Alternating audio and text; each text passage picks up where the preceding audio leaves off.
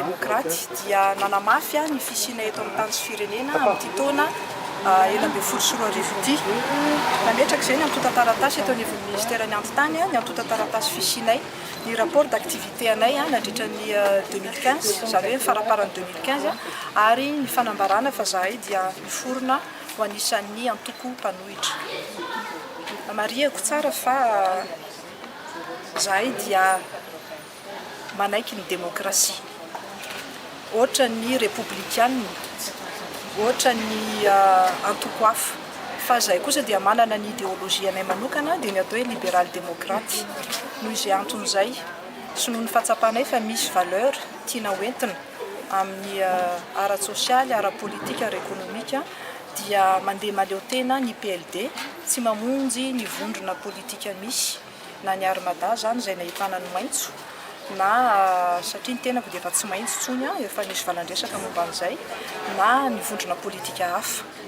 Ary zay koa zany dia napetraka iato androany mba isian'ny mazava mba ahafantarana fa ara-dalàna zahay en tant que opposant ary ahafahanay koa mametraka hoe ny amaritanay ny atao hoe opposition tsy hoe mety misy mivondrona ny manao opposition miara-misaosy fa ny anay zany dia hoe opposition miara-mandroso mampandroso satria aorianan'ireny COP21 reny taorian'ny onatrehan'ny fahantrana be misy amin'izao fotoana izao dia apetraka foana hoe vahaolana anankiray hoentina ny fijerevana manokana ny zo individuel izany hoe isam-batan'olona amin'ny lafiny ara-politika, amin'ny lafiny ara-ekonomika ahafahana mampiroborobo ny sehatry ny toe-karena isam-batan'olona, ahafahany isam-batan'olona manana zo ihary, anisan'izany ny zo amin'ny fananantany, droit individuel amin'ny propriété, anisan'izany ny zo ara-ekonomika ary apetraka koa ny zo ara-politika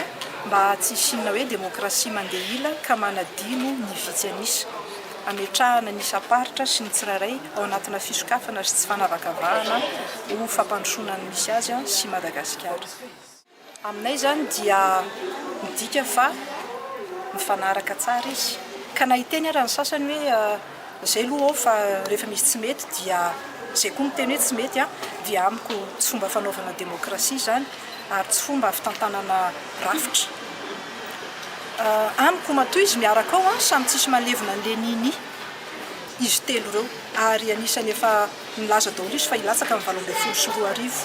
Dikan'izany ny mahamaika ny sasany amin'ireo ny maronisa aminazy dia ny fametrahana ny 2024 fa tsy mifamalina mihitsy ny tena fahoriana sy ny problema amin'ny Madagasikara ankehitriny mandra-pahatonga an'izay fifidianana izay. Izay dia mametraka olana lehibe ho an'ny firenena sy ho an'ny isam-batan'olona. Mametraka koa fa